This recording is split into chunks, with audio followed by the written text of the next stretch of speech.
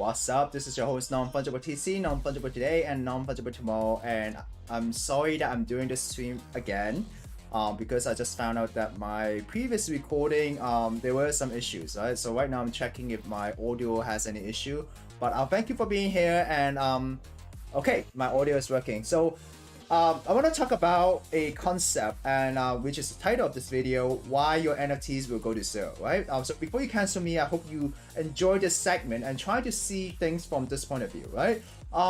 So there's some assumption with this statement, right? So first of all, in order for this statement to apply, it applies to profile picture NFTs, okay?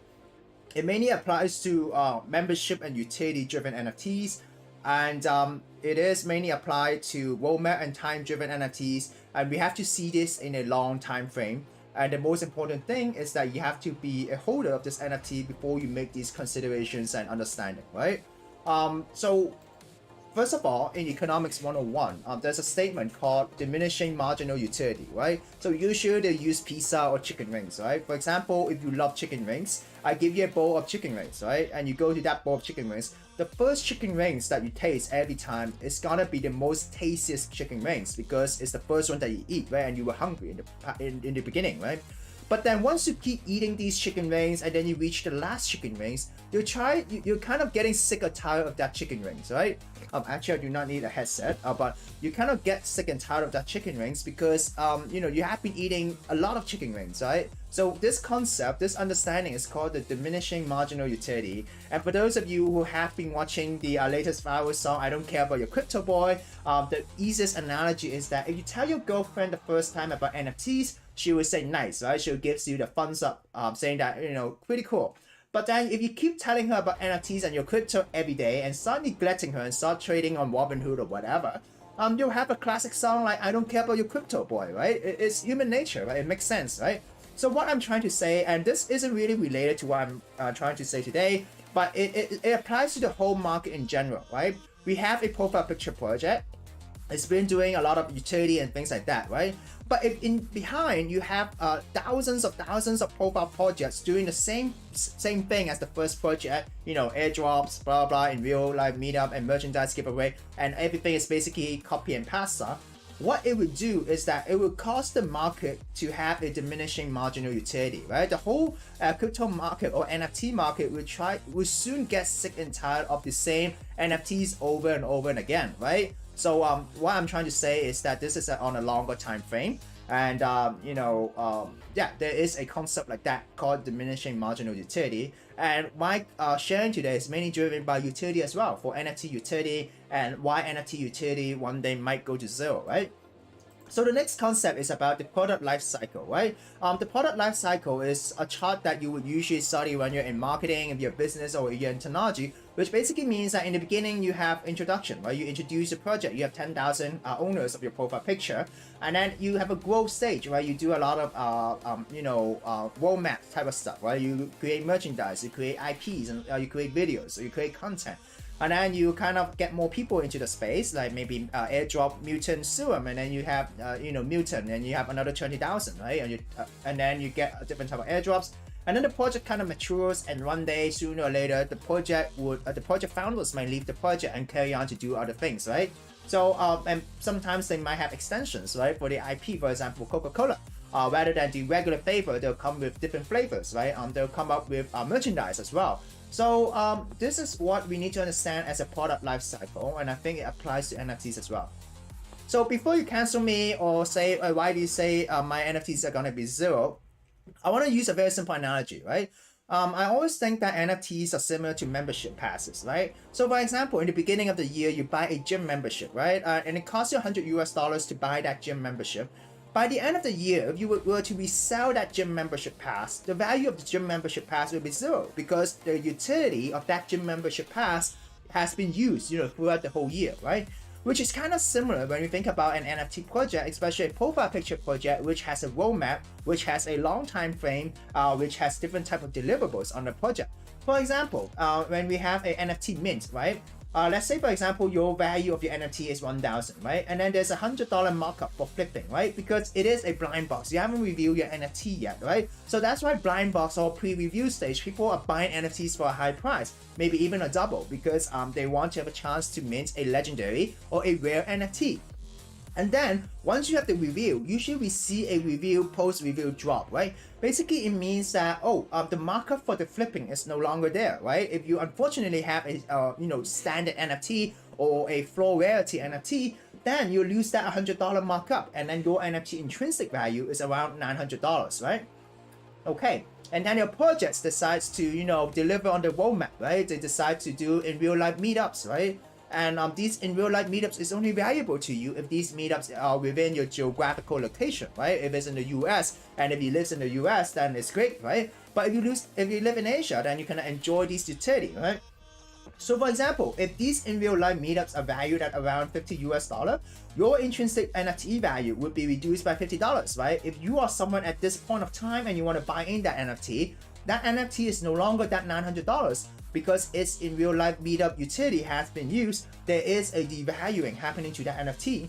And then your project decides to airdrop maybe like for example Asuki, they airdrop beans, right? For Bored Ape Yacht Club, they airdrop mutant serums, right? And then if those mutant serums has been sold or has been used to mint another mutant and sold, the value of the Bored Ape itself would lose that value of the airdrop, right? Because so for example, if we value these at $100, then from $850, the intrinsic value of that NFT is $750, and if you want to buy in your NFT, that no longer has the similar value that you wanted to buy in at $900, right? Which is similar to our gym pass analogy. And then you have token airdrops, the value, the intrinsic. So you have to understand, this is the intrinsic value of the NFT, right? This is the intrinsic membership value of buying what the team will deliver on the roadmap. So the more items that are being delivered on the roadmap, the intrinsic value of the NFT would go down, right? Because it's kind of like a membership pass, right? And then you have merchandise and so on, right? So that's how it works. But you ask me, for Bored Ape Yacht Club, why is the value going up? Well, the value is actually a brand value, right? It is a perceived value. You have celebrities buying Bored Ape Yacht Club. You have media talking about it. You have different auction houses selling Bored Ape Yacht Club. And that itself creates a brand value, but it's not related to the intrinsic value, right? And that is why some Bored Ape is being priced at the floor, because the ape tokens has been redeemed, the other side land has been redeemed, right? So intrinsically, that NFT has a value that is supposed to keep going down as more items on the roadmap has been delivered, right? So I'm just using Bored Ape as a analogy that is easier to understand, but actually this applies to a lot of different type of profile pictures that might not have such a high perceived value, right? So you as a holder, or you as someone who wants to buy that NFT, would have to understand how much of the roadmap has been delivered, right? In order to see if it's a good buy or not, right? So if you look at, so for example, a lot of profile picture projects, they want to create an IP, right? Kurami Genesis, what they do is that they want to create anime, and they want to, feature the characters in an anime, and maybe they could create content, right? So if your NFT provides shares to the IP or the company, then if the company or the project decides to do revenue sharing, like for example, they did a Netflix anime, and then they could make money from that and redistribute the profit to the NFT holder, then you'll have revenue sharing on top of your intrinsic value, right? But at the same time, because you create a brand for your NFT, there is a perceived value on top. So you have the perceived value, intrinsic value, and the revenue share, right? But then if you look further on, if you look at 5 years later, once the roadmap has been fully developed, some people might exit the team, right? The founder might leave the team and create another IP, create another character, right? Or maybe the team decides to turn it into a DAO. So what happened is that the intrinsic value or the membership pass expires and you have zero value, but at the same time you do have that perceived value, like maybe the branding or the status that you get by holding this NFT. But in terms of the deliverables or getting that intrinsic value, is no longer there, right? Because the roadmap has been completed and the team has leave, right? But then you at the same time might have unlimited possibilities if the DAO itself, make good use of the NFT or the IPs, right? So the reason why I want to share this is that this is only for illustration purposes only, right? I want to say that NFTs is not up and only to the moon or whatever, right? Because if we treat NFTs like membership passes, right, like a gym membership, there is an intrinsic value that the more value it has been delivered, the intrinsic value will keep going down if you are late to buy the NFT, right? So imagine if you're someone who bought an NFT one day right before the team decides to exit the project after delivering the roadmap. Maybe your value would be a bad buy, right? If at that point of time, if the the intrinsic value is priced higher. So I just want to share this idea, this concept of why your NFTs will go to zero if you look at a longer time frame and if you compare it with a membership or utility-driven NFT. So yeah, hopefully this is helpful, and that is why some projects, some profile picture projects like the Bored Ape, they give you full commercial right to develop your NFT, to develop your IP, and that is important for you to not just sit there, but to really develop the IP and really develop a persona for your profile picture or whatever, right? If they allow you to do that and to commercialize it. So yep, that's it for the beginning. I hope you do not cancel me, but I hope this offered you a different perspective in looking at profile picture NFTs, because because for Bored Ape Yacht Club, the perceived value, or the blue chip projects, the perceived value is very high. But there are thousands of projects that are not blue chip projects, right? And if those are not blue chip projects, and if those projects were unable to command like a brand awareness in mass media, then you have to kind of really evaluate them based on the intrinsic utility or value that they have. So if you don't understand this, if you have any questions, feel free to comment below or send me a DM. I would love to share some ideas. And this is not gospel, right? This is just something that I just thought of and I just want to share. So let's look at the crypto market. Let's look at the bubbles, right? So this is the crypto bubbles. As we can see, we are in a mix of green and we are in a mix of red. There are some tokens that are standing out. Kasama, interestingly, the Polkadot parachain, is had with an 18% increase. So I think there might be some update. Could this be a narrative for Polkadot or something like that? But then if you look at market cap, Bitcoin has a drop of 0.2% and Ethereum 1.7% in the past day. In terms of the total crypto market cap by 5 days, we are kind of stabilizing, but we still see like a downward movement so far. So right now the total crypto market cap is 1.262 trillion, which is a 4.69% lower than yesterday. And then at the same time, if we look at DeFi, we do see that DeFi hasn't really recovered since the Luna crash, because I think a lot of money was stuck in DeFi for Luna, where they promised you 19.5% yield for your stablecoins on Enter protocol. So I think it does take the market some confidence to get back into the market.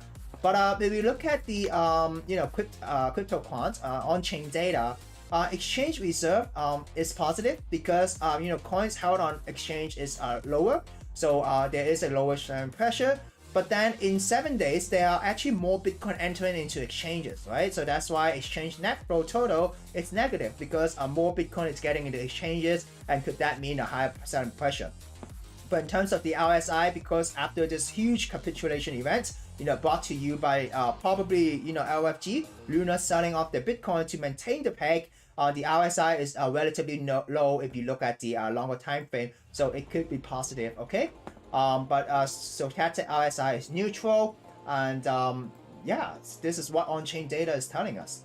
And so I think, and I will talk about the reason why this really happened, right? Because I will talk about how Luna announced that the reserve has, a lot of Bitcoin has been sold from the reserve to maintain the peg, but then they were unsuccessful to do so.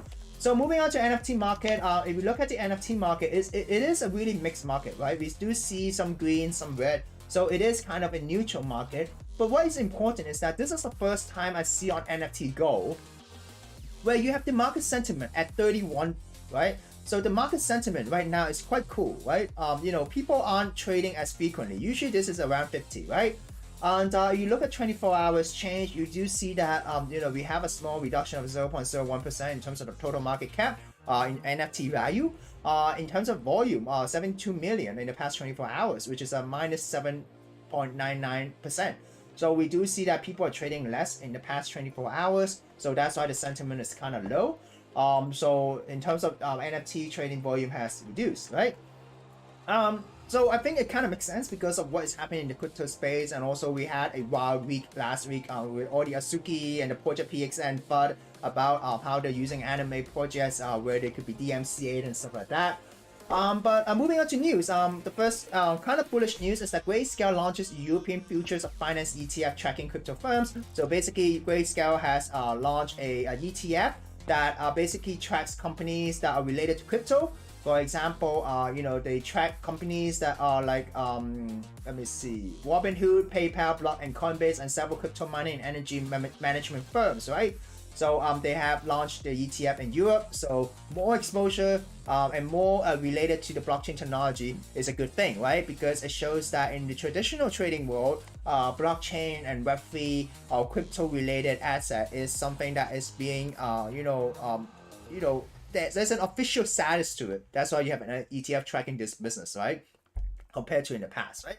So next really bullish news, Enix, which is a big Japanese game development country, they basically had a year one earnings report, and then they were saying that they're gonna work more with Web3 gaming, they're gonna look into NFTs more, and then they have been working with Animoca brands to explore more options in blockchain gaming space. So that's why Yasu is saying that they're really honored to be highlighted as the key investment areas for Square Enix, so because he played Final Fantasy and other games, right? So for those of you who do not know, Square Enix is the game behind Tomb Raider and also Final Fantasy, right? So if they're getting into the NFT space, they're gonna develop blockchain games. I think this is definitely bullish in the space. But whether gamers are receiving this positively would really depends on how they see it, right?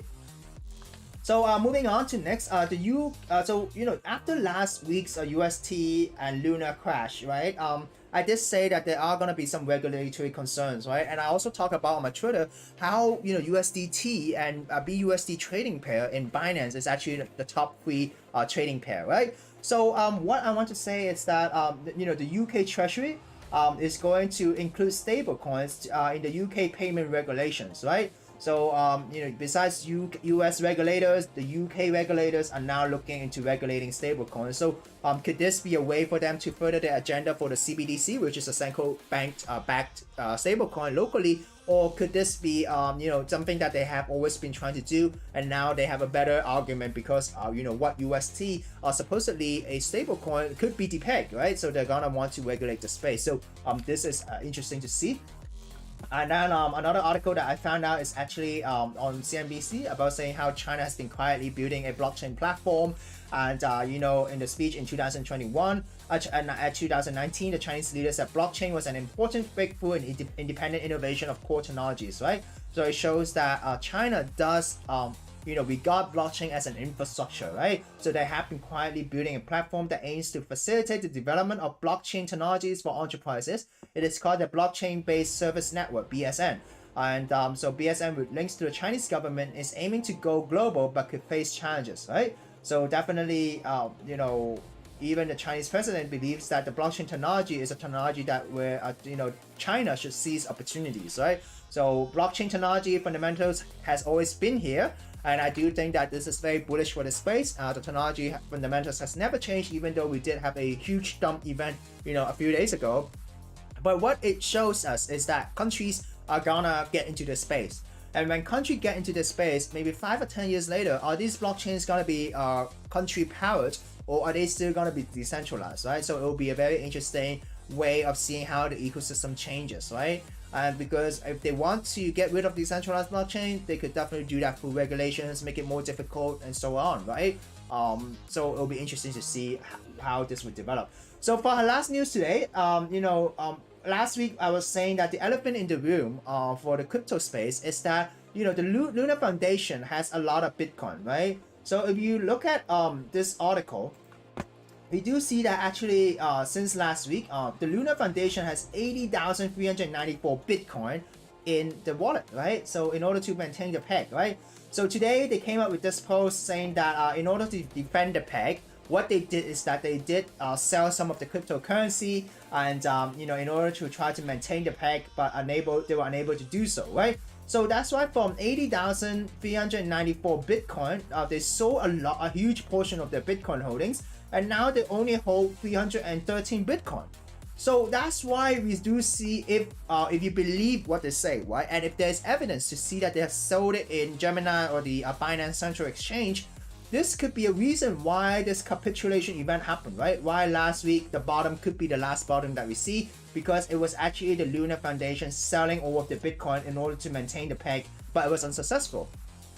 So what I would say is that the elephant in the room has been addressed. The Luna Foundation is now transparent about where the money went. But then, and also how they want to compensate small investors. But it'll be interesting to see how they roll this out, because even Vitalik kind of called them out saying that they have to help retail investors, right? People who lost a lot of money holding UST, right? Because you never know that, holding a stablecoin could basically become so unstable and lose everything in a day or two. So I think a lot of whales would want you to believe that, hey, we are out of the waters, right? There's not going to be another huge, massive sell-off, right? Because now Luna has sold off all of the Bitcoin, right? But at the same time, we look at a lot of on-chain data, whales are actually moving Bitcoin onto exchanges. So it's kind of a 50-50, right? So my investment thesis, if you ask me, and this is not financial advice, is that I don't want to be caught in here, right? I don't want to be caught in here again. Right here, where you have a dump and then you buy, you think everything is going up, and then you dump again. So you don't want to be caught up here, right? So what I would say is that if crypto very likely or nicely gives us another capitulation event, maybe you want to buy here, right? Because from this huge dump, even Luna dumping a huge portfolio of the Bitcoin, we do see a lot of massive buying here, and then the next day we do see these 2-digit gains, right? So my investment thesis with that, right now, because it's still trending sideways, my chances of losing money and winning money is still pretty much 50-50. I would rather wait and see how the market performs, especially the traditional market. And if that gives us a better perspective, then maybe if you look at the traditional market today, right? If we look at Asia, right?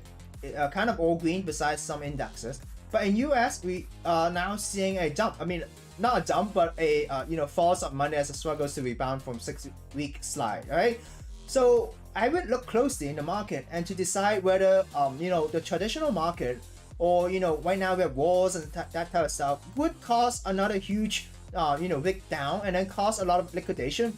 Then maybe buy at that time and then hope to hold these tokens on a short-term basis, right? Because right now, we're kind of like in the past weekend, I do see a lot of news that are saying that we're in a bear market, right? Or a slow market. So right now, survival is the most important thing. And if I were you, I would look closely on the market to see what is happening, monitor these indexes on a close basis. And if that creates another sell-off, maybe that would be a good time to buy, because we do see how volatile this market could be, but never buy up here, right? But I do still see some bullish factors in cryptocurrency. We do still have the Ethereum 2.0 merge that's coming up. But after the merge, or what narratives will we have in order to help drive the market up and only up, right? So if I were you, I would trade safely. And definitely none of this is financial advice, but it's always important to be safe. Don't marry your bags, because maybe one day Luna could be helping you become a millionaire, and the next day you could be a zero-millionaire, right? And then you get people making songs about they don't care about your crypto. So that's it for today. Thank you for watching. This is your host, Non-Fungible TC, signing out.